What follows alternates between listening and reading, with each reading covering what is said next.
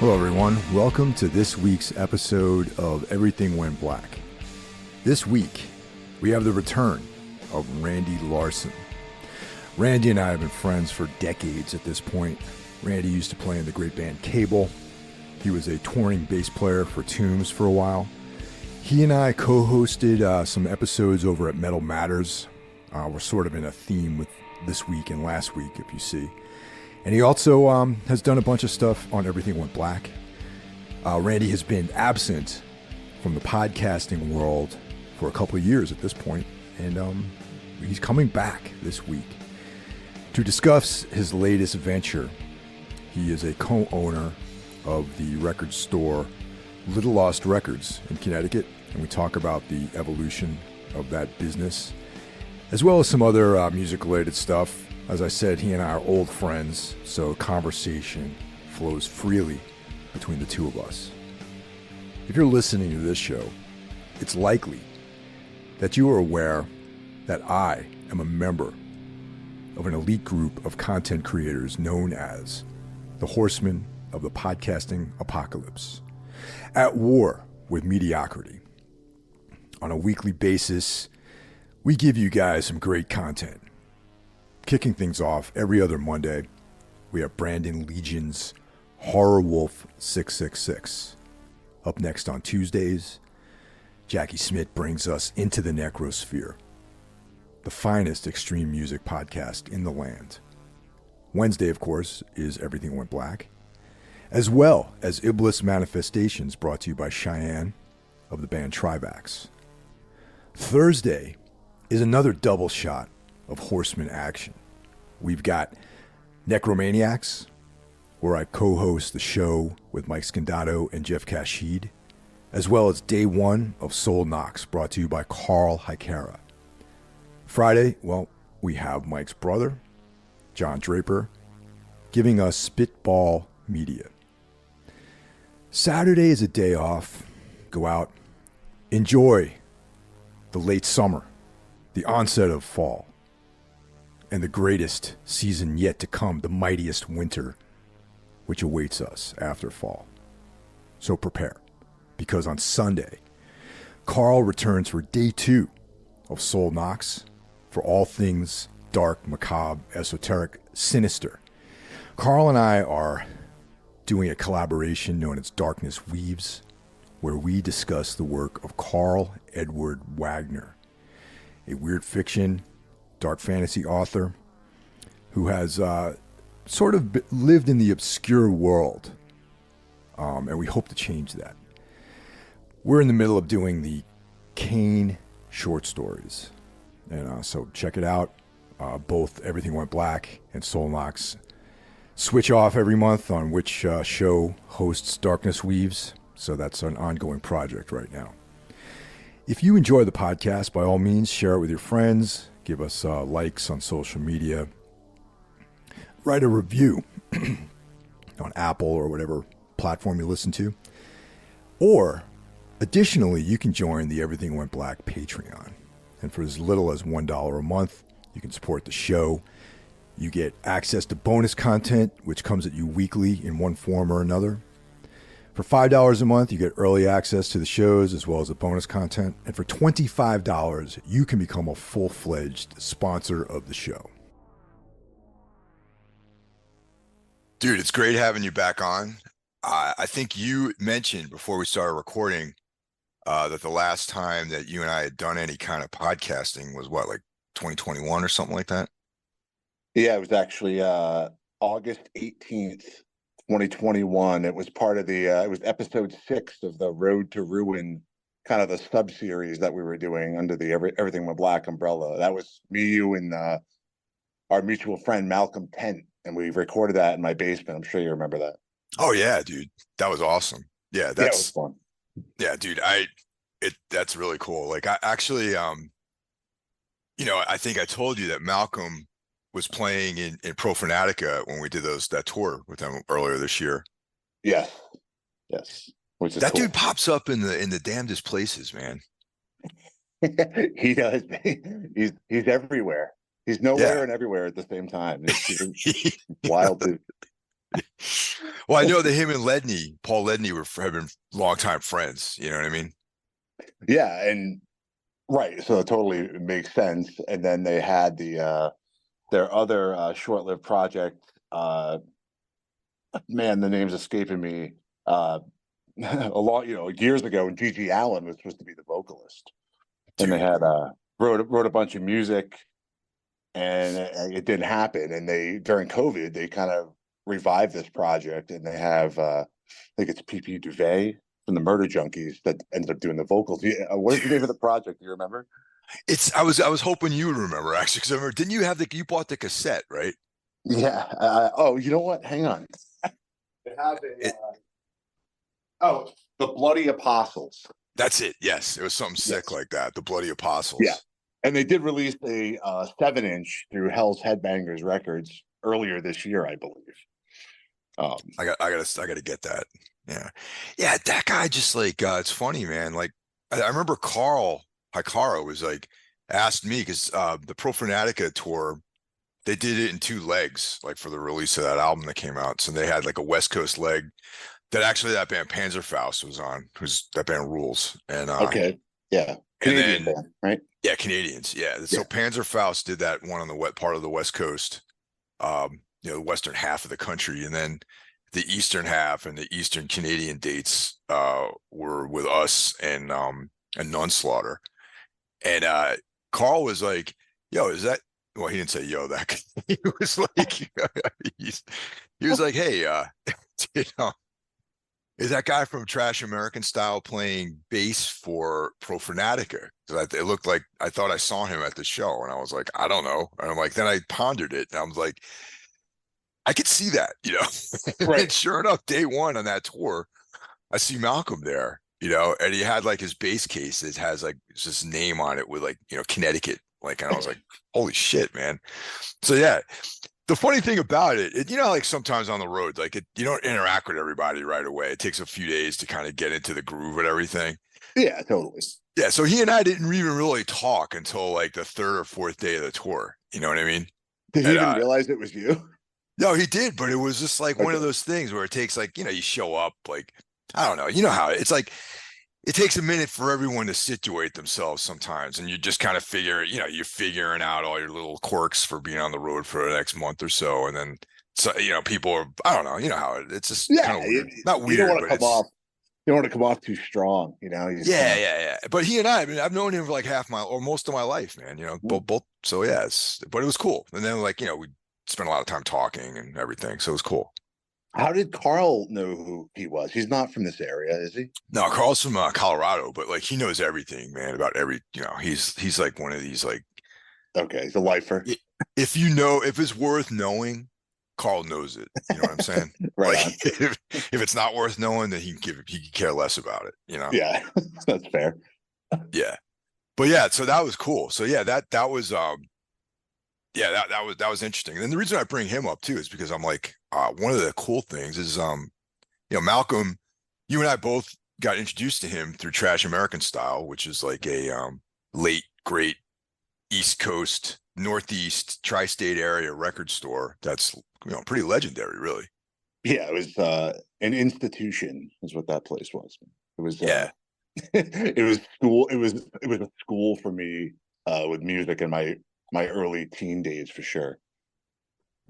Yeah, I grew up like 15-minute drive from there, just over at the border in New York State. And same. It was like very much an integral part of me understanding music and learning about bands, and not even the music in and of itself, but just the do's and don'ts, the ways to be in the world of music too. You know what I mean? Right. You realize like, Sure. okay, cool. You know, Black Flag, like that whole like mentality, I felt like was very deeply ingrained in that store, like that SST like ethos. You know what I mean? Yeah, totally, man. I got that vibe from there too. Yeah. Um, And that molded the way I see things too. So I bring this up because I discovered through secondhand knowledge that you have embarked in a similar pursuit. uh, yeah, I made the very lucrative decision to become part owner of a record store. Our once again another mutual friend of ours, Jeff Kashid. my Yeah, co-host over at Necromaniacs, and former ISIS bass player, Palms bass player, Crone, guy, formerly yeah, of Cable, you know, yeah. a I've good heard of them. friend of ours, long-term friend. He's like mentioned, he texted me one day that you'd open up a record store. And I'm like, that rules. Oh, there's like cat activity out here. I might have some coming soon too. So this Yeah, is going to be part of the show. can you hold on 1 second? Sorry about that. Might as well make it part of the show. Since Tina and I have been living together for about 2 months now. And when we combined our households, I have Loki, my cat, and there's Right. two other cats that live here and a dog. And Loki was she's like familiar with the dog because like he would stay at my place too sometimes when she came over. And so you know how cats are. So You there's two do. females and a male. And the two females kind of have like a mutual understanding, right? But the male is like he's not aggressive, but he's very how should I put this? Like most of their conflicts are over food. Like he's like has to eat, he tries to eat from everyone's bowl and stuff like that. So Yeah, my that's a cat common. is a very stand your ground style cat. So he like attacks him whenever he comes near her food. So they have like a little bit more of an adversarial relationship, the two. And his name is Loki as well, by the way. So isn't Uh, that funny? just a coincidence.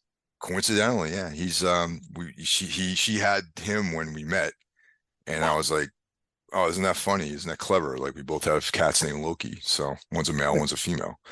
And so just now, like right before I put this on pause, I hear like so they had an interaction on the stairs, and apparently there's some action. So Gotcha, gotcha. Hey, yeah, no problem. I'm surprised my cat Sabbath generally doesn't really care for me unless it's like time to eat, you know. yeah. But for some reason, when I get on a phone call, like where I'm talking like this with a speakerphone kind of deal, he comes running down and starts screaming.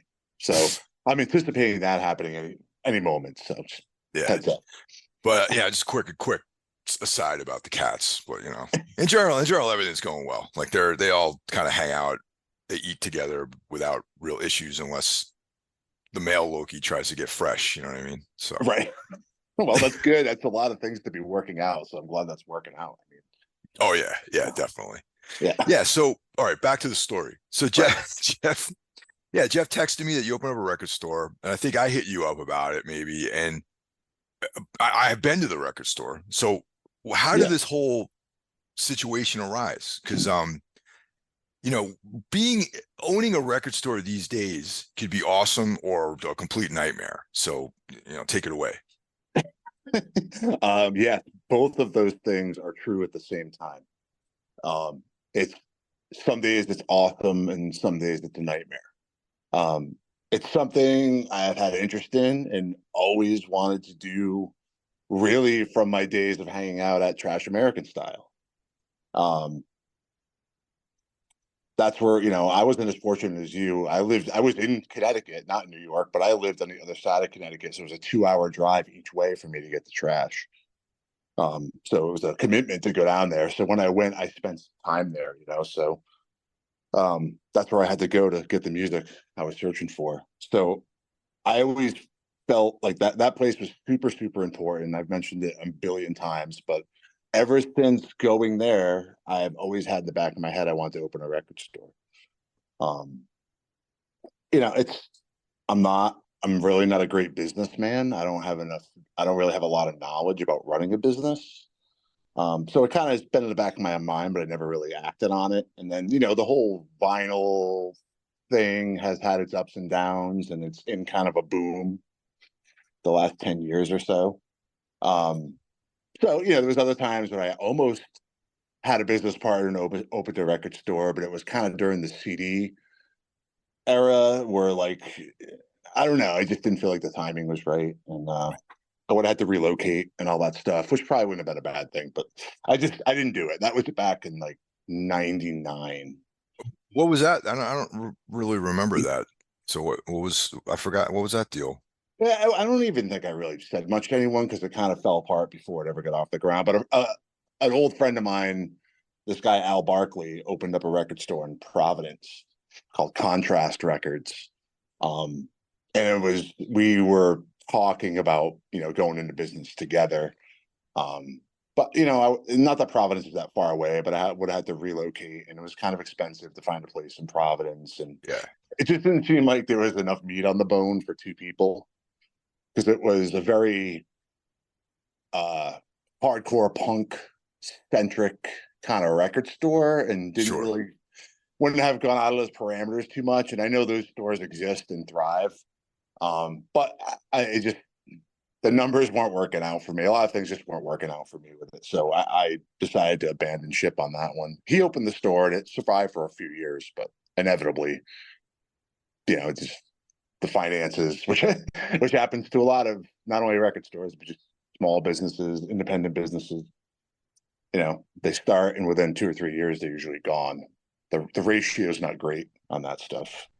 Yeah, But and to anyway, have like it's like such a narrow bandwidth of stuff too, you know what I mean? Like to just be like, all right, just gonna stock like hardcore punk records. It's like, yeah, that's cool, but like, that's a microcosm, you need to like have other things besides that, and the people just it's cool that people know that to go there to buy like a tragedy record or something like that. But it's like right. if you want to get like a Black Heart Procession record, you're not gonna find one there. Well, right, and that's like location is a big part of that battle. Like if you want to do that in New York or LA or Chicago or Portland or something like that, I mean you have the ecosystem for that kind of store to possibly survive. Yeah. But you've been to the store, you know where I live, and the store Oh yeah. isn't far from where I live. So Stofford Springs, Connecticut, doesn't exactly have um, the same clientele as you would find in a city or just a more populated area because it's pretty desolate out here. Yeah. All right. So let's fast forward to now then. Okay. So Yeah. how long ago did all right. My first question about this is you got two other partners. Like this is a collaborative sort of effort, right? And I met Yes. Connor when I was there. Very nice guy. Yeah. Um, He came in for a minute when you were there. Correct. yeah. And did they have an existing store or did you guys how did that all come about? Like what's the background on that thing? Yeah. So I'll try to make this as speedy as possible. But Oh, you so don't have to make yes. it speedy. It's like this is it's All like right. we got all the time in the world, man. All right. Yeah, that's cool. All right. I don't want to get bogged down in like details no one cares about. But yeah, so the store existed before I was a part of it. So in July of 2023, so like 14 months ago or whatever, Connor is one of my business partners, and his fiance Abby is also one of my business partners. So they opened the store. The two of them opened the store together in July 2023. Me being, a music junkie, a record junkie, like I go to record stores all the time. I still do, even though I own one and work at one all day. I'm still fascinated by record stores and going to dig for music. So my wife actually told me, she's like, there's a record store opening in Stofford Springs, which is the next town over for me.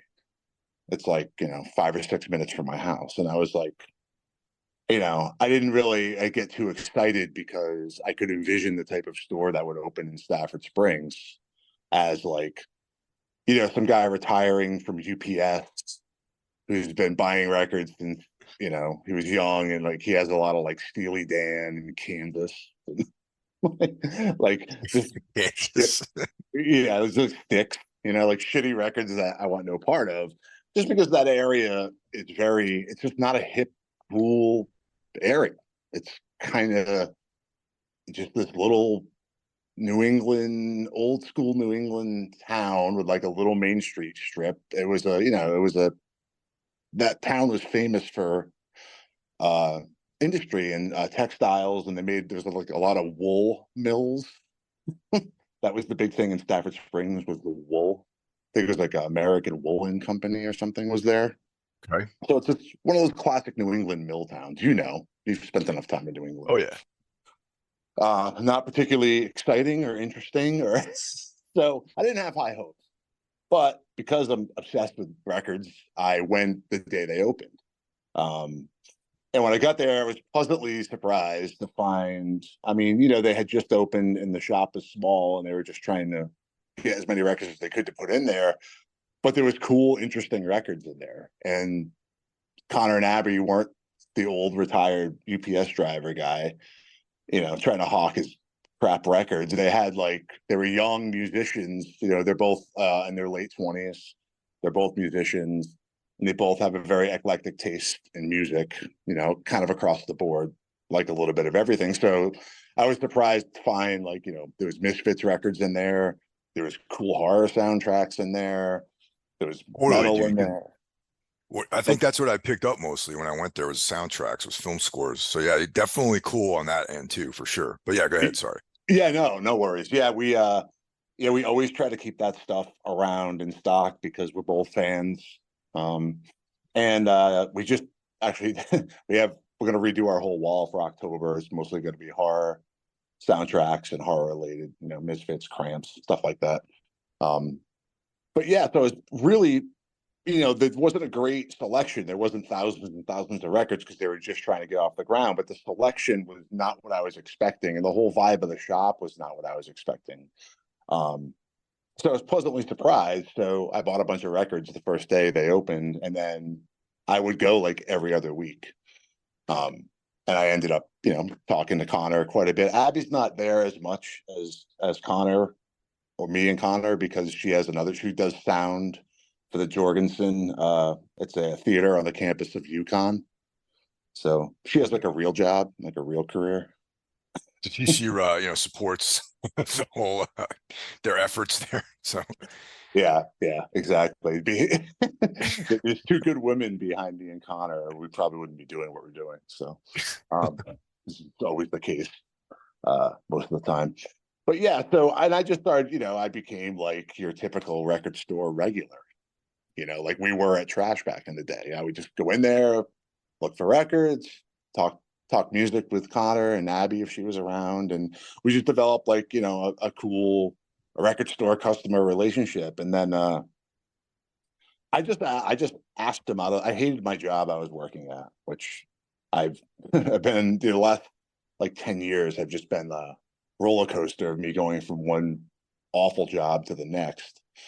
So I just asked him one day. I'm like, hey, like if you are ever interested in a partner, to do this, like, let me know. I'm like, I don't know what that involves or what that entails. And, he was receptive and he's like, yeah, I need to talk about it with Abby. But, he's like, it's something we're really need to think about. It'll probably be a while before I was like, yeah. I just threw it out there on a whim, and then a few days later, he actually called me and said they had talked about it and, they want to sit down and talk. So we went out to dinner a couple times and kind of figured out the financials and all that stuff.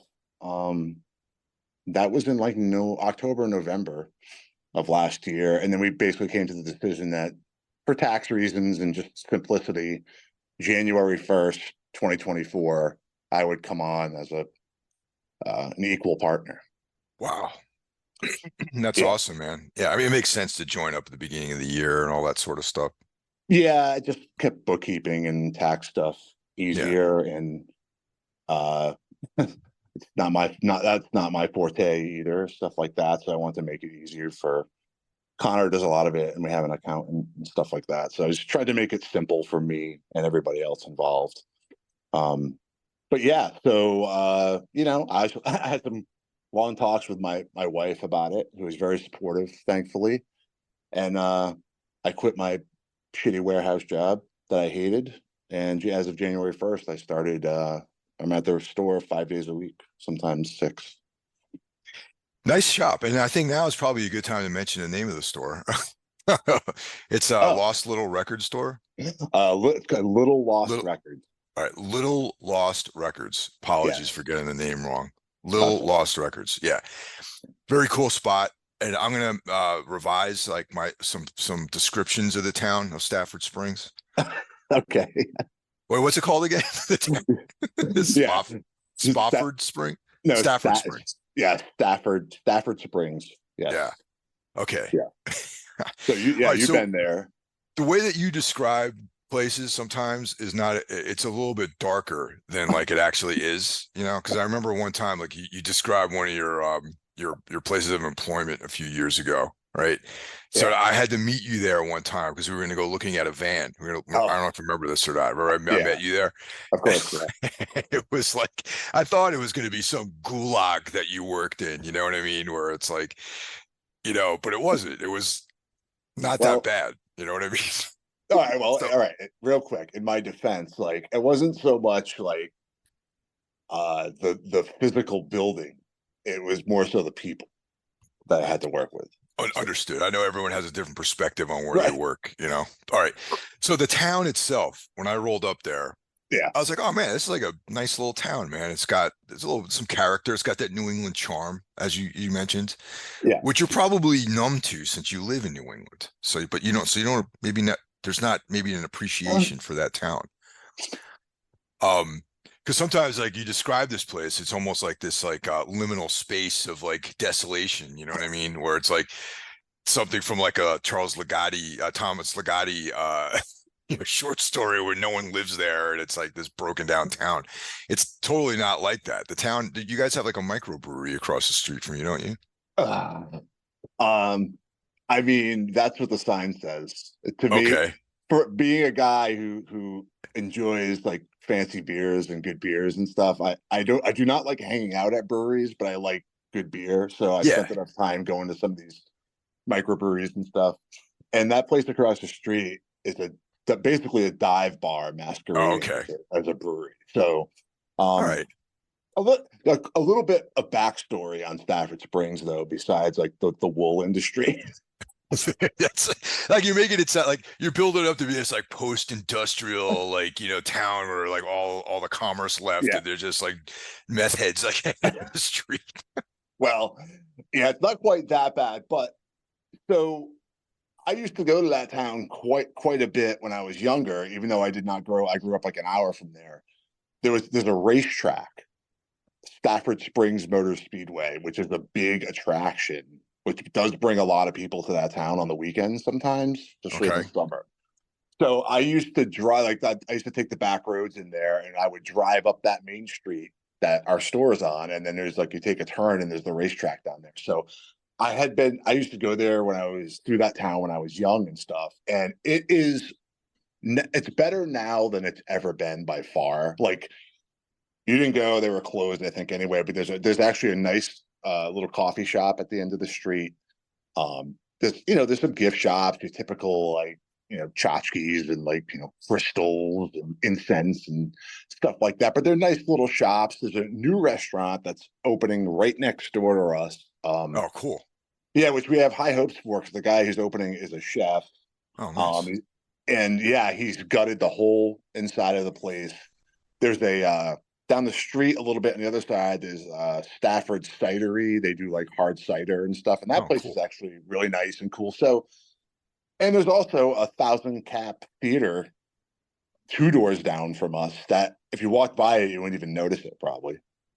Um, I didn't notice it at all. I didn't realize there was a venue there. right, exactly. It's very like you don't even realize it, and then if you do, you think it's like some hole in the wall, but it's actually like one of those cool kind of old school theaters with a small balcony and everything. And before COVID, it was dormant for years, but a few years before COVID, someone had revived it, and there was like all kinds of weird. They do everything from like David Allan Coe to Suffocation played there. No way, man. That's awesome. Yeah, it was like randomly, like just weird show after weird show, and then COVID just kind of squashed it all. But now finally, someone is starting to book there again, and there's a couple like more not my speed, but more like indie rock type shows coming there, and like there's one in September, one in October. So I have hopes that maybe that will be revived as well, and we'll have live music in town. So the town is better now and has more going on now than it ever did before. Because really, honestly, dude, it was like just kind of a burnt out biker redneck like Coke bars that whole strip. Well, So I mean that's kind of the way though, because I know even in New York State, there's the town of Beacon, which that's You probably heard me talk about that area because that's Yeah, ultimately where Tina and we're not to Beacon itself, but to that area. And I remember Alan Duchess, I was up there working because his studio is across the river from Beacon, and we were doing I forgot what record, but we were mastering something up there, or he was mastering, I was listening.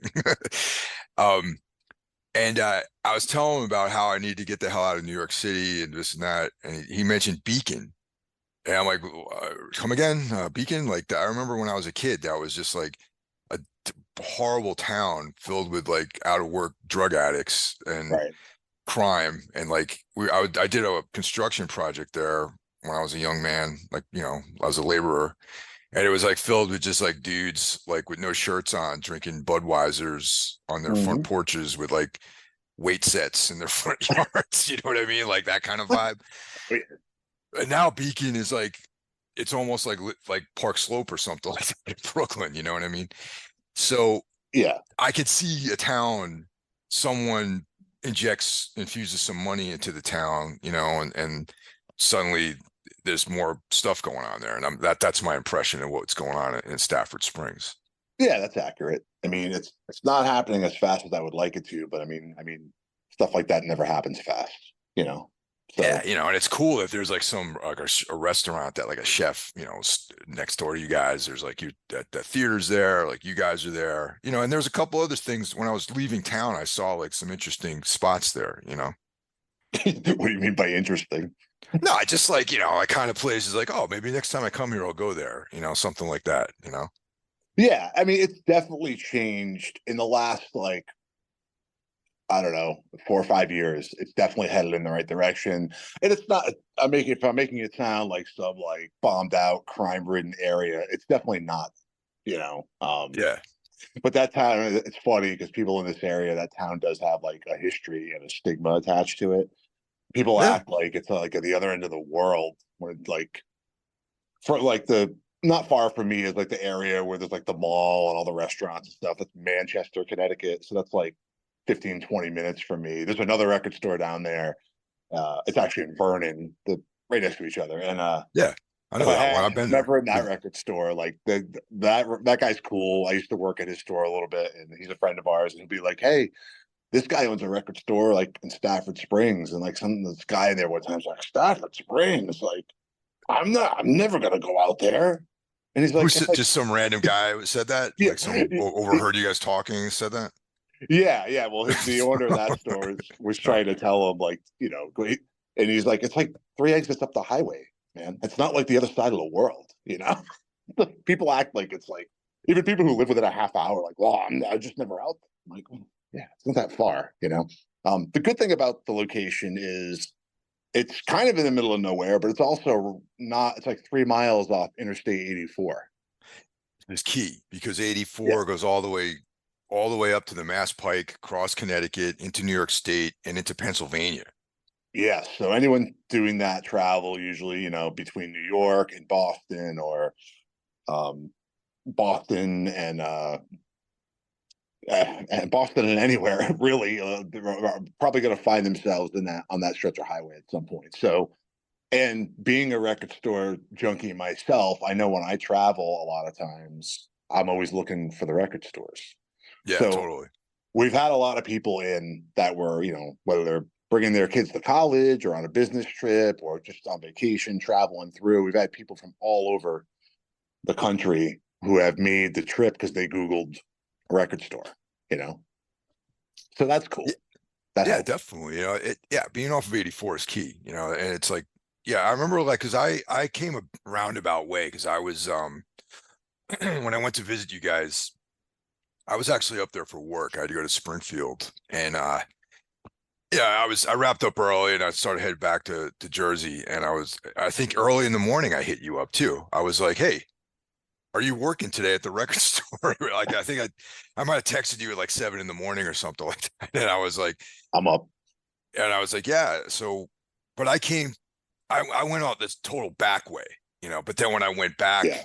to get back on the way home, then I was like, oh shit, I'm only like, 3 minutes away from 84. So that Yeah, was cool. totally. Yeah, coming from Springfield, it will bring you down like the back roads and stuff. That's the other cool thing is too. We're kind of right on the Mass border, So we do get a lot of traffic in, not necessarily from Springfield, but from like those smaller towns in Mass that are kind of just north of us, which is cool. And there was another record store. It was kind of a totally different kind of operation. There was more of a CD kind of store, but it had been there for years, called the Music Outlet. That was in Enfield, Connecticut, which is a couple towns over. They closed in December. So we're seeing a lot of those people come into our store. I mean, it's not cool that they closed, but the guy retired. It wasn't like, he was doing it for like 30 years. So Yeah, so it's yeah. That's it's funny when you talk about retiring, man. It's like I think you and I both been to vintage vinyl like back in the day, and yeah, just that guy just decided that place was like, making a lot of money, man. People would go there all the time. There'd be like, in yeah, stores by different bands and everything, and like the guy just decided to up and close and totally left everyone in the lurch, man. And it's like it's a drag, but you would hope someone would try to sell the business instead of just closing it. You know what I mean? yeah. I mean, I don't. I know. Obviously, I know it closed, but I didn't know many of the details, or I don't know many of the details of why he chose to just pull a plug like that. I mean, maybe it was his only option. I don't know, but dude, I was really psyched because when one of your moves, you were like a couple miles down the road from there. Dude, when I moved to Jersey, which is I probably moved to New Jersey in like the worst possible time. Like I moved in the second week of the COVID shutdown, That's right. and I moved into complete isolation. Like, nothing was going on. And Right.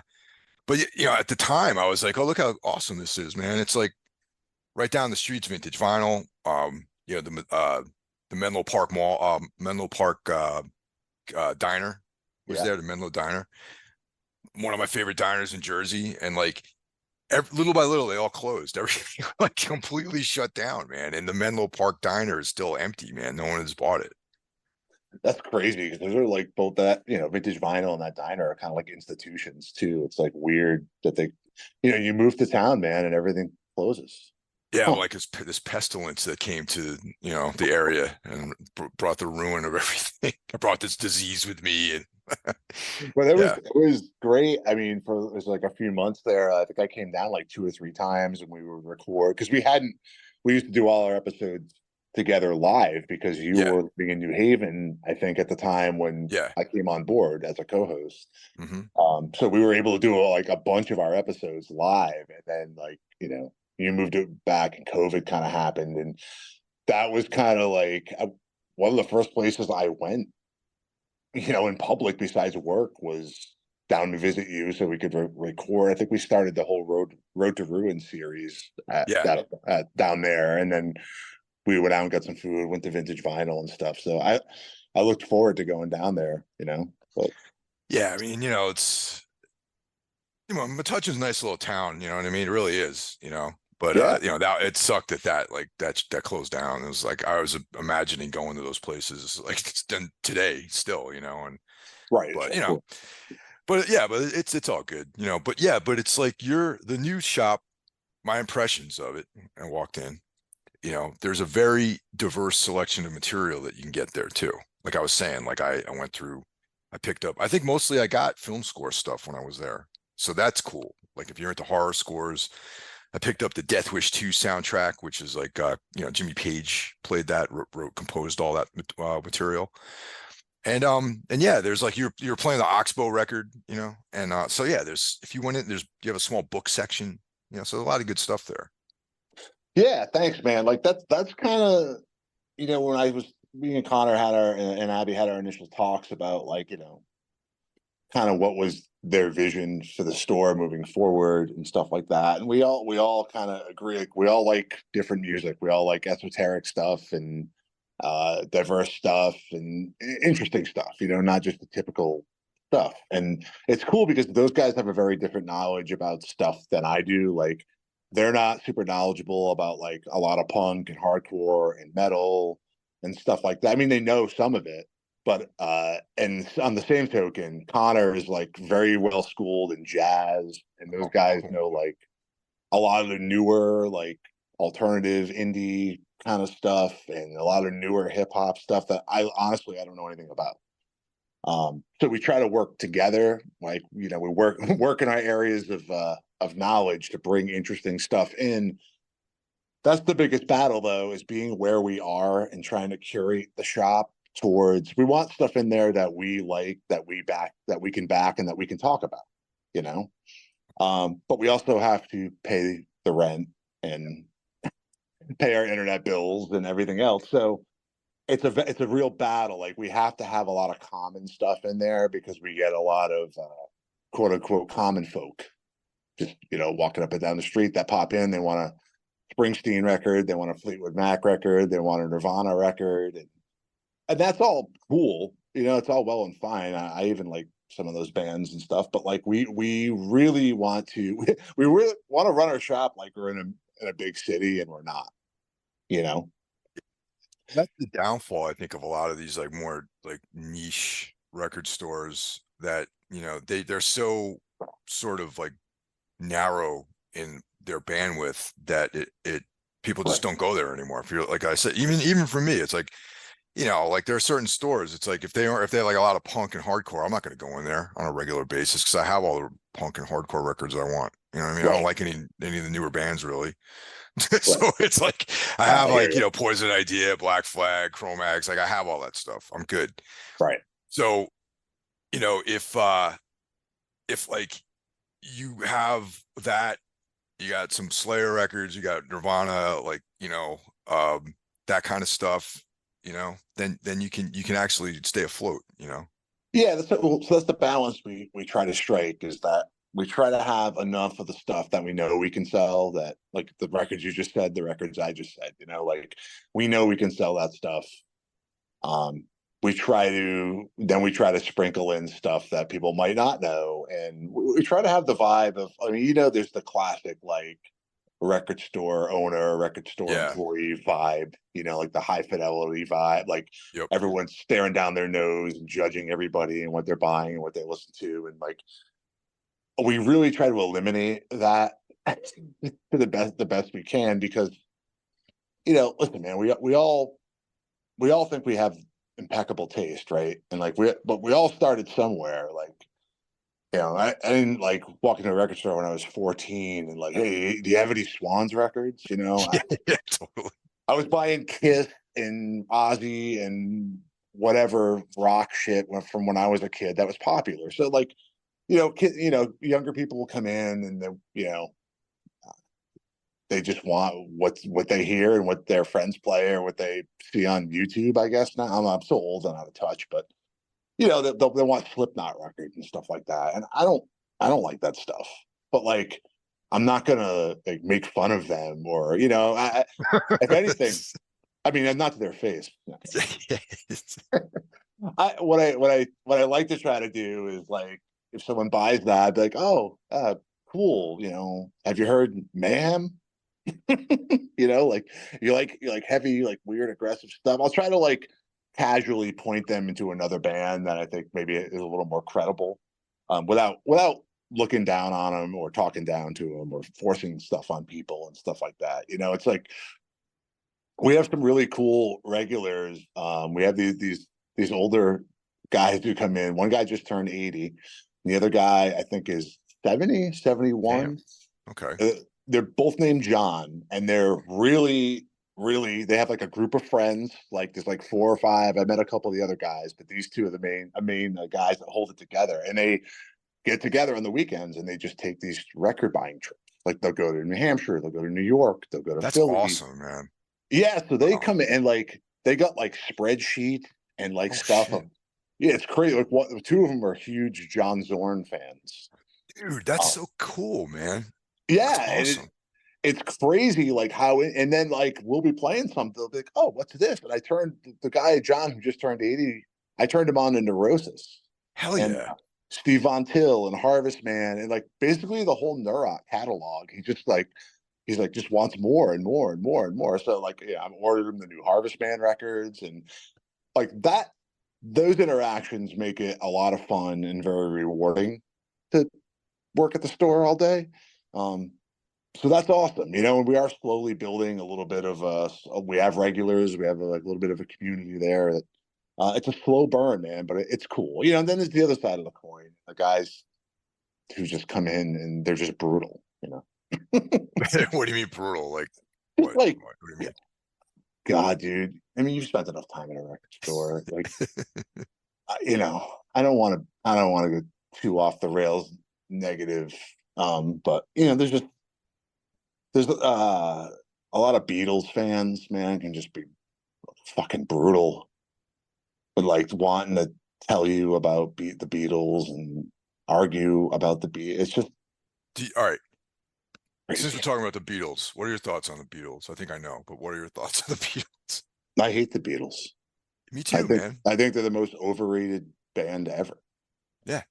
I mean, I hate their music. I same, admire their work ethic, but I hate their music. same. I respect and recognize their importance to music. Um, that doesn't mean I have to like it, and that also doesn't mean they invented music, which is a common, we start talking to some of these Beatles nuts. It's like, and the cool thing about it is actually me, Connor, and Abby, my two business partners, they also hate the Beatles. Good. Yeah. So you don't really find three people together that hate the Beatles. Usually there's always one like Beatles nut. But uh yeah, so just hey, listen, man, it's any kind of retail, customers can be brutal. And you just gotta take the good with the bad. And it's just a balance. But I've met some really, really cool people. And yeah, actually those guys, John, like the 70 and 80-year-old guys, I'm going to see Beat with them in December. Have you heard about that project? Beat, It, BEAT? no, what is that? Is it like a King Crimson thing or something like that? Yeah. So the anniversary of those three records is at Beat. Oh, Dis- Three of a Perfect Pair, Discipline, and Beat. yeah, those three, right? That Okay. trio of records. It's the anniversary. So I think they all came out the same year or within 2 years or something. It's the anniversary one or 50th, 40th. I don't know. So it's some big anniversary for all those records. So Adrian Belew reached out to Robert Fripp and said, "Hey, this anniversary is coming up. We should do something to celebrate this." And Fripp basically was like, "I'm done touring. I don't want to tour," but gave Adrian Belew his blessing. Oh, He's like, "If you want to put a band together and go celebrate this stuff," he's like, I fully back it. You have my blessing. Like, go do it." So he assembled, Adrian Belew on guitar and vocals, Tony Levin on bass, who was in that lineup for those yeah, records. definitely. Bill Uh, Bruford, I think, was on drums, right? Right. So obviously he's not with Yeah. us anymore. So they got Danny Carey from Tool. Oh, perfect, Uh, man. That's the perfect dude to step in for that. yeah, exactly. And to play Robert Fripp's parts, they got Steve Vai. Oh, God, man, that sounds awesome, dude. What is Yeah. so? So What's the story with this? I want to hear about that. Maybe I'll go to this. yeah, I don't know. They announced like a U.S. tour, and then the reaction to it, people were like freaking out, and all the shows were selling out. So they added like another 20 shows or something. So one of them was a Connecticut show, and those guys were both big Captain Beefheart fans, Frank Sure. Zappa Yep. fans, all anything weird like that. So they were like, "We're getting tickets." So I'm like, "Yeah, fuck it, I'll get a ticket too." So I'm gonna go hang Yeah. out with some 80-year-olds. Dude, that's sick though. That's something my Tina will definitely not want to go to. That's some like I might have to collect Justin from Tombs to go with me and try to make it a boys' night out for that show or something like that. Yeah, the show here is like early December, so I assume they're probably playing New York, New Jersey area weeks, a week or two before or after that, or something like that. That might be a show that might go to the Count Basie Theater in Red Bank or something because Crimson played down there a while back, and Okay. that's where I saw Rollins did like a spoken word thing there, and so yeah, that sounds like maybe it would go to that venue, probably in Jersey. I could see that. I could see it being like a couple nights or something, or because of Philly, New York, and that spot being close together. It might, you know what I mean? Like that would be cool. Yeah. Yeah, it seems like they're doing a lot of those cool, like old school type theaters, like seated with like a seated balcony. And the one in Yeah, Hartford they're playing is I forgot the name of it, but I've been there once before. And it's like one of those really beautiful. old theaters with all the crazy art on the wall and the ceilings and all that stuff. So it should be really cool. I'm looking forward to it. Yeah, I really dig those three records. Actually, Me too. everyone's got their favorite Crimson era, but I think I kind of dig that 2011 era, like that super technical, like weird era. Yeah, it's so weird, man. Like, I mean, I like, all the Crimson stuff. Red's Yeah, probably my favorite record if I had to pick one. But I going back, revisiting that Three of a Perfect Pair, Beat, and Discipline, I really like those records a lot. And they are so out there. And there's like heavy parts in some of those records too. totally. Yeah. Red has got Fallen Angel on it, right? That song. Yes. Yeah, that song rules. I love that song. Yeah. Yeah, dude, King Crimson, like fucking great band. And apparently that era, those three records, from some of the reading that I've done, that was supposed to not be a King Crimson record. It was supposed to be the band was going to be called Discipline. Yes, that's right. Yeah. True. Similar to the Glenn Hughes Sabbath Yeah, era yeah, that we yeah. talked about. We've been going back and forth about that. Right. But yeah. There's a cool thing on YouTube. I don't know what it's under, but if you just search Beat or Adrian Blue Beat, whatever, this guy sits down and interviews them, like the new incarnation, and they talk about that kind of stuff, like the history of how that King Crimson version 2 there started. And it was going to be called Discipline and all that stuff. And it's like an hour-long conversation with them talking about gearing up to do this, and it's really cool, What actually. was that on? It's on YouTube somewhere. Oh, It's okay. Oh yeah. I don't know what it's called, but if you just search those guys, it'll come up. Yeah, I would definitely interested in that. I love shit like that. Yeah, didn't you? Am I thinking this up in my mind, or didn't you used to have a Discipline sticker on one of your old guitars, like for years? Yeah, it was that the Gibson Les Paul Studio that I ended up selling. Okay, that's Yeah, I awesome. had I had two I had three of those. I had three studios at one point, and I sold two of them, and I kept one. Oh, okay. I thought I remember. 'Cause my introductions to King Crimson were Rorschach covering 21st Century Schizoid Man, Yeah, and seeing that sticker on your guitar and having a brief conversation with you about King Crimson. This was you probably don't even remember. This was a long, long, long time ago. yeah, Um, maybe. so yeah, you're kind of partly responsible for me checking them out. Oh, it's good to know. Yeah, I Yeah. always try to turn people onto them because it's like, sometimes people get hung up on that in the Court of the Crimson King era, like the kind of more like, they sound more like the Moody Blues or something like that. You know what I mean? Right. Right. But the Greg Lake version of the band I thought was cool, but not nearly that was more like they're into like this kind of Yes, Moody Yeah. Blues. But when they really came into their own, I think when John Wetton was in the band and they did Yeah.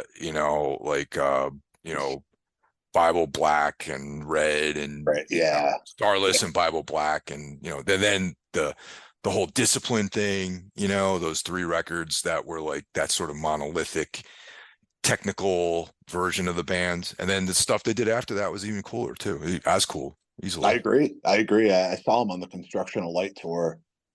It was like 2000 or something. That was the first time I saw him, and then I saw him. It was my first post-COVID show. I went with our mutual friend Graham Brooks Oh, from cool, man. Dude, I haven't Berecia. heard We from him went in to a while. yeah, yeah. He's still out there. I should drop him a line too, man. He's still out there. Yeah, we went to that show. They played in Springfield. Actually, he was just in Springfield, but they played some old theater in Springfield. It was awesome. The three drummer lineup. It was fucking crazy. They were so good. It's insane. Yeah. So you got your version of Anno Domine, that Glenn Hughes collection. Did you get that Oh yet? yeah, man. Yeah, yeah. I got it right here. Right by my side, actually. Yeah, dude. I've spent some time. I mean, I was streaming some of these records once I caught wind of this box set and the remasters and all this. Because we've talked about this before too. It's like I tried small samples of those records through the years because I'm like, what am I missing here? Like, then I'm like, well, maybe I'm not missing anything because the general consensus with most people I talk to seem to say those records suck. Um, but I don't know what it was. I was like, all right, this got remastered and reissued, and some of these are remixed in this box. Like, I got to revisit these. So I was going through and streaming and just checking them out. I'm like, man, these are great. So I just fucking broke down and bought the box set, and Yeah. I'm really digging it, man. Because I remember Really like digging when I was in the store, or I think I texted you about, hey, if you guys ever get a copy of Headless Cross or something, then you're like, dude, you should just buy the box set because it's cheaper or something like that. And I was it. like, I mean, okay. yeah, it basically is, Yeah. Um, But I don't regret it, man. And the thing was, is I just didn't think I was open-minded enough back in the day to appreciate these records. And like same. I still have, like, if anyone remembers the podcast I did a few weeks ago with Morgan, they're not perfect, and there's flaws, and there's certain records that are better than others, and you can tell that Iommi is kind of like, it's interesting because he's trying to do something that is not true to who he really is. He's trying to do this like, modern hard rock thing, Right. but as a end result, by not achieving what he intended to do, he kind of created this like cool spin on Black Sabbath. You know what I mean?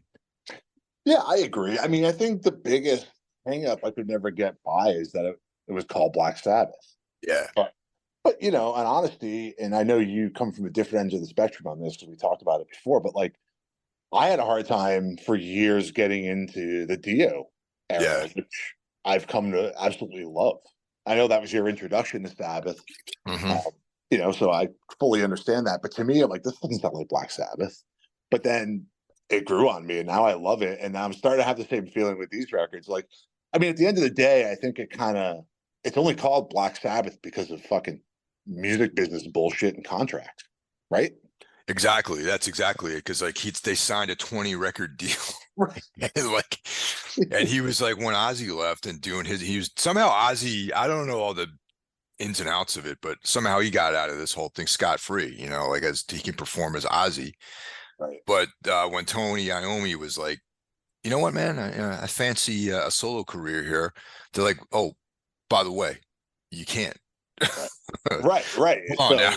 So Like you gotta like you're stuck with this name Black Sabbath. yeah, and there's not much he could do about it if he wanted to still create and put out music and like so he did what he had to do, and at the time you get an image or a thing in your mind of what you want Black Sabbath to be or you want it to be what it was. And when they put out these records that are drastically different, it's like, um, yeah, I was not ready for those records when I tried to listen to them in the past, but I've really been digging them. I like them a Yeah, lot. absolutely, man. And the thing too is like even from Iommi's perspective, it's like, he made like all those Sabbath and the Sabbath records in the 70s, and it's like, okay, cool. I'm done with this sound. Maybe I do something else. I mean, that makes complete sense, man. It's like think about like, if you had to make records that sounded like the first Cable record, like you did what you did, and you want to move on and do something different. Like the last few Cable records sound completely different than the first couple.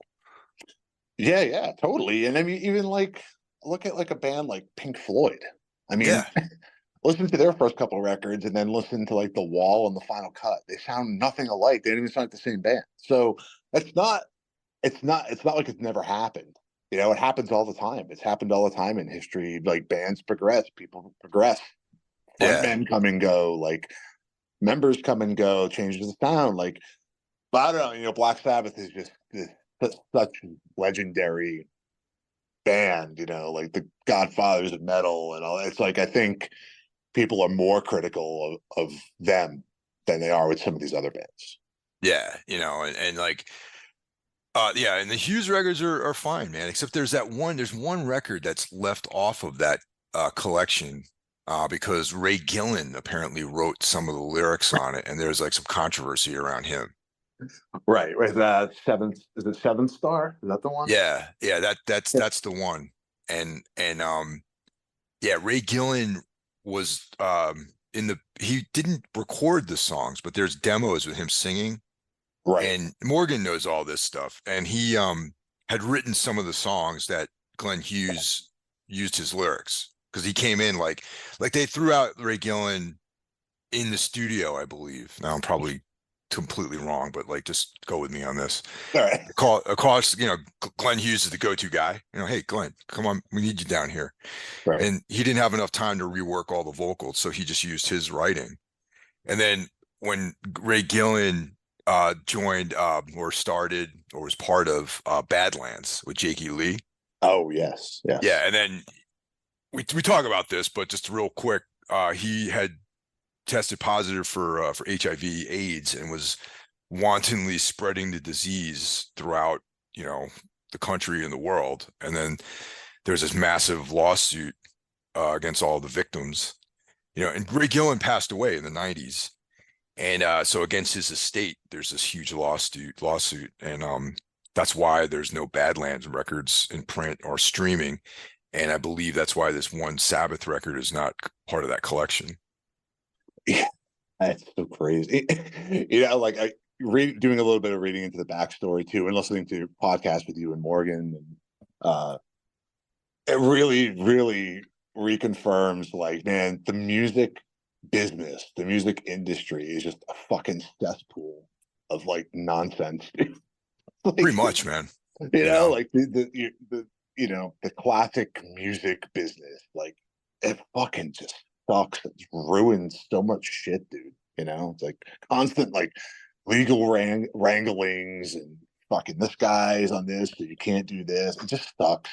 You know, it yeah, still sucks and today. it's yeah, and I mean, even just on the business end of things, if you look at, I mean, I'm not trying to be like I'm not any kind of a specialist or but like the way contracts are written, you know, Right. there's no possible way anyone outside of a bunch of like dudes who play in bands would ever agree to doing any of this thing. And this the way, royalties are structured dates all the way back to like exploiting, African American songwriters, back in the day, when they were putting like, you'd have like blues musicians and people from rock and roll stealing from the blues, and the way like royalties are set up. Yeah, here's like $100.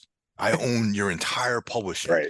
He's like, oh, I never held $100 in my hands, so of course I could do a lot with this money, and then Right. next thing you know, that person is like out of $1 million like music career because he signed away out of ignorance, complete, someone pulled the wool over his eyes, you know what I mean? And that's why in today's age, we have to deal with these like crazy royalty standards and the way the Right. pie is split up and how no one ever recoups from making records. And even though you sell, oh yeah, we sold all these records, and it's like, yeah, but you still haven't recouped because you're only recouping like 10 cents on the dollar or something like that, Right. Unless you're some massive band, you're never gonna recoup that. It's set up that way. Yeah. And there's some labels out there like some like Touch and Go. I think they threw that whole model out. And my understanding is they had their own split, which is a little bit more in favor of the artist. And that's because Touch and Go was started by, fucking dude from the Necros, whatever, that guy. Corey Rusk, I think. Corey Right? Rusk, yeah, who was in a band, and they're independent, Right. Punk rock types. They wanted to do things differently, Right. And Discord Records is also the same way. And it's funny because Discord and Touch and Go did a couple split releases, and all those bands used to play together, Minor Threat, the Necros, and Negative Approach, and all that stuff. So it's funny that those, both those labels were, grown in the punk scene, and they still have those ethics, to this day. I mean, I know Discord does. I assume Touch and Go does too. I don't think they've sold the label or anything. Do they still? I can't even remember the last record I bought that was on Touch and Go. Do they still exist? Like a new release? Yeah. I don't know how much they do, but the last record I bought that was on Touch and Go was the new Shellac record that came out in May. Right. Okay. But I don't know if they do a lot of stuff beyond. I mean, they keep a lot of the back catalog in print, which is awesome. Yeah, that's probably a whole job, a whole career for them is keeping their back catalog up. Yeah. Oh yeah, yeah. I mean, just with the Jesus Lizard, Shellac, the Negative Approach album, and I mean that stuff alone will keep you busy all year. Yeah, Like, no, it totally. always sells. It always sells. But I don't know how active they do. I don't think they put out many new records, but I think the Shellac thing is just like whenever they put out a record, they put it out kind of thing. I got you. Yeah. Yeah. And all the activity with John Brandon and Negative Approach, and I know this would never ever happen because of Larissa's passing. I really want to hear fucking Laughing Hyenas, man. You know? Dude, I know that's like such an important band for both of us. Well, I know, I don't think it'll ever happen. But then again, all things seem to happen all the time. I don't think they're going to happen with reunions and such. I know they are working on. I think it's going to get announced any day, like a pre-order. They're doing a double live album on Third Man Records. Laughing Uh, Hyenas? yeah, I know that they've been posting here and there about in the studio cleaning up the tapes and mixing them and stuff. So there is supposed to be a double live Laughing Hyenas record coming out on Third Man Damn. Okay. soon. I've heard rumors and rumblings like they were going to do a show with Jay Mascis on guitar, because he's a big champion of all Brandon's projects. He always takes out Easy Action, Negative Approach, and Open Up for Dinosaur Jr. all the time.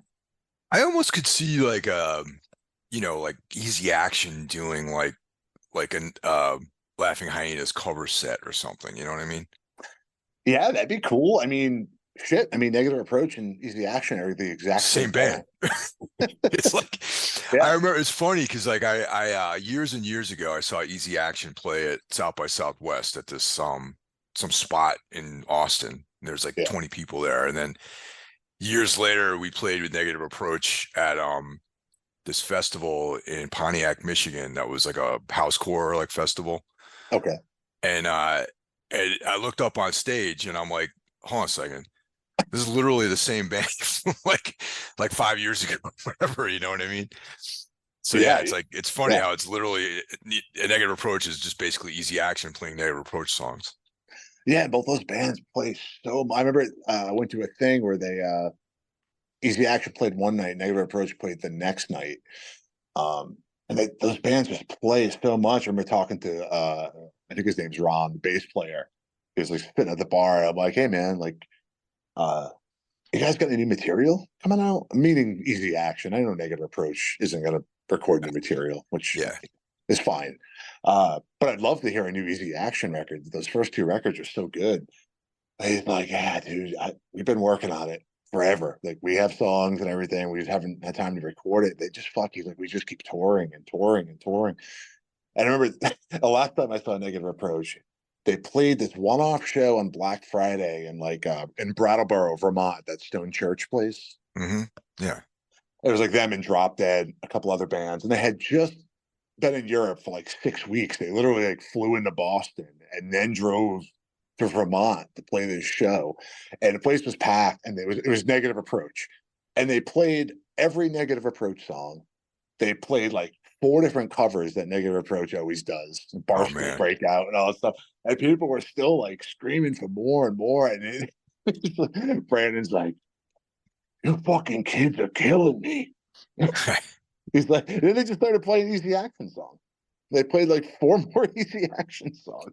Yeah, it's the same band. So it makes sense, right? Yeah, but it was crazy. I mean, those guys aren't young, those fucking guys are older than I am, and they're out there 6 weeks in Europe, right to the airport in a van to Vermont. They're playing for an hour and a half. Like fucking Detroit, dude. Something in the water there, those people aren't human. Oh yeah, totally, dude. Detroit's awesome, It's a tough city.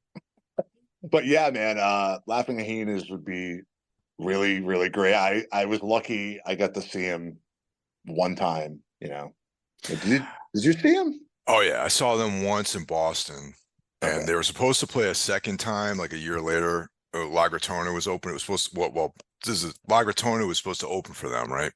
Yeah. So I remember it was Middle East Downstairs, because like the first time I saw them was the Middle East Downstairs, packed, Yeah. And then the year later I go and I notice the crowd is a little lean. It turns out that they just didn't show up or whatever, and La Gratona ended up headlining. And they sounded great on that big sound system like that. You know what I mean? No, they're fucking great too. Yeah. So I guess, that was during the wilder era of John Brannon's that whole band just being wild, rock and rollers, they were prone to do things like that.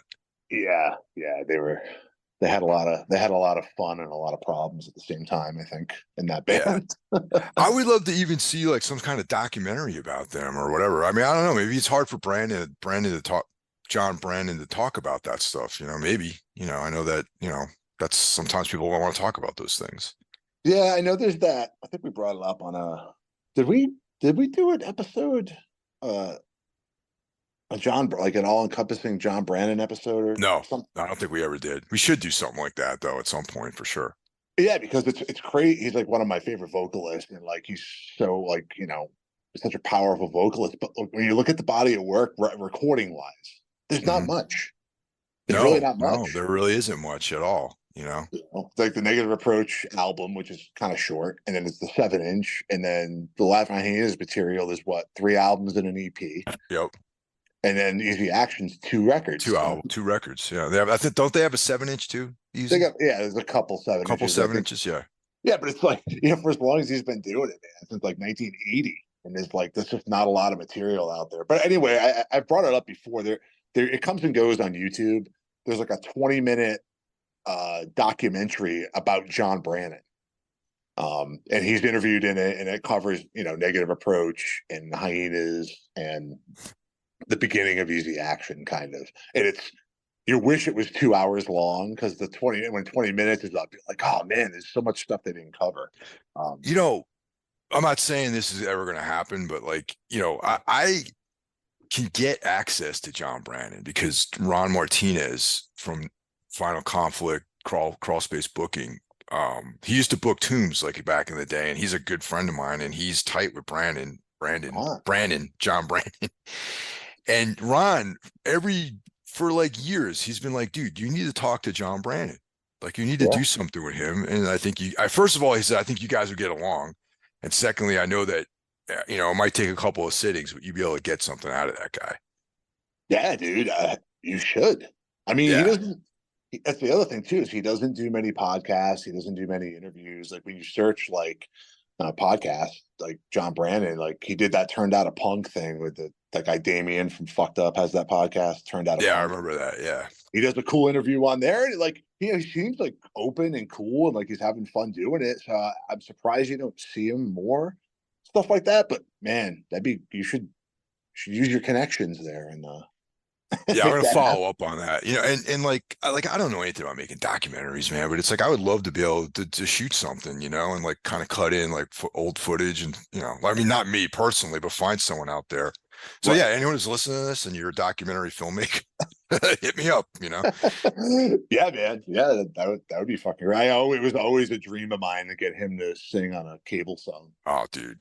Yeah, definitely one of my favorite vocalists too. Yeah, like I never would even try. He'd just be like, who's this fucking jerk off? Get out of here. The thing about John Brandon that I love the most is like, yeah, he's got a sick, like brutal voice, but it also is like that Stooges kind of like Iggy, like soulful, like R&B kind of thing at times too, Totally. And the last Hyenas record, was my mind going blank. The last full length has like the black and blue cover. I can't remember the title. Anyway, that record is like a cross between like the good era of the Rolling Stones, the Stooges, and like classic like blues, like John Lee Hooker or something. That record's like crazy, and he does like a lot of like almost like crooning on that. And that's when I think he's like, that's some of his strongest stuff. Yeah, that's all Hard Times from '95. Yeah, that's the one. Yeah, Hard Times. Yeah. Just Can't Win. That's like, dude, I was gonna say that the opening track, man. It's holy like, shit. Yeah. Hard Times that's a great album, man. Yeah. Damn, it came out in '95. Jesus Christ, dude. Yeah, I know, man. It's fucking crazy. I remember when he was on that Turned Out a Punk podcast, Damien, the host, I like kind of said like, hey, have you ever considered doing like a solo album? Like, just you and a guitar. He's like, because you have like such a cool, unique kind of voice. And he's like, yeah, like it's crossed my mind and people have mentioned it, but it's never happened, Dude, this fucking guy, like I'm surprised like Jay Mascis hasn't been like, let's do something together and you can sing on it or something, Yeah, I know that's the other thing. I mean, I just read something the other day. He did a guest vocal spot on some record. It was a band I never even heard of, but he doesn't do that a lot. Like, or I can't No. think of even an instance besides the thing I read the other day. I didn't know who the band was, but like I don't think he ever guested on any other records, which is kind of crazy. Yeah. But then again, too, man, like sometimes writing lyrics is fucking hard, and it's like, it's being the his solely responsibility is being a singer and lyricist. Maybe it's just like the inspiration's not there. Yeah, I mean, hey, that happens to people, Yeah. So I never know. But hey, you should reach out, man. Use your connections. Maybe you could play guitar for Laughing Hyenas. Yeah. He'll be like, who are you? Who the fuck are you? Fuck you and fuck Ron. Like Yeah, I mean, probably yeah. doesn't hurt to ask.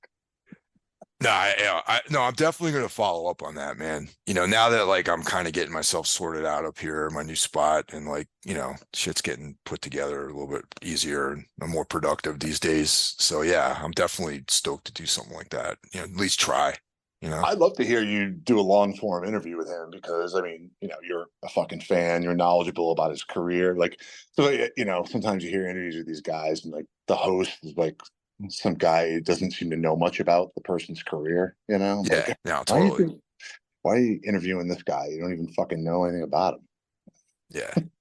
But whatever. Yeah, you should do that. That'd be great. Well, all right, back to the record store. Do you guys have like a Discogs or like any kind of online way to sell? Is that something you guys get into? Yeah, dude. We I mean, just being honest, we have to, Yeah, because that's what of I where we figured. are and how new we are. If we didn't do that, we probably wouldn't be able to keep the doors open. But yeah, we have a Discogs store. So it's just little lost records at Discogs. And we don't our whole inventory isn't up there. Like it's mainly new used stuff. We don't put Right. a lot of new stuff up there. We try to keep that in the store. And then sometimes if it hangs around too long, we'll throw it up there. But maybe half of our inventory is up there, but we do add stuff. We try to add stuff every day, definitely every week. Um, so yeah, we definitely have an online presence through Discogs for sure. So if everyone wants to get in touch with you guys or find you, like what is the best way people can reach you? Like where do they go for the Discogs, like social media, like all that kind of stuff? Like where's all that stuff? Yeah, we don't have an actual website, so we kind of use the Discogs as our website. So it's just Little Lost Records at Discogs. If you go to Discogs, there's a thing where you can search record stores, or you can just Google search Little Lost Records Discogs. It'll come up right away. Social media, we do Facebook casually. Instagram is the big spot for us. Yeah. We try to post on there daily, if not more. Sometimes we do those little flip through videos of like new arrivals, or Hmm. we'll post about. We also do events at the shop. You've been to the shop; it's very small, but all the book rack and the CD rack and all the stuff in the middle is all on wheels, so we can push that all to the side. And Abby, one of our business partners, she kind of does the booking. So we have a lot of like solo performers, Hmm. uh, electronic musicians, singer songwriters, stuff like that. We try to do one a month on a Friday or Saturday night, and they're usually just donations. We don't charge at the door or anything. Um, How well attended are those? Is there like a nice little like interesting little scene there? People come out for those things? no, Yeah. uh, I mean sometimes, yeah, more times than not, turnout is not great, but we want to keep doing them because I feel like the more we do them, the more it'll catch on. Yeah. So we don't want to throw in the towel on it yet. There's been some that have been pretty, decently attended, some that have fallen a little flat. But we're also, with the fall coming and October coming and Halloween and everything, I think we're going to try to do a couple more this year. Last year, we did screenings of some silent films, and we had people come in and kind of do their own score to them.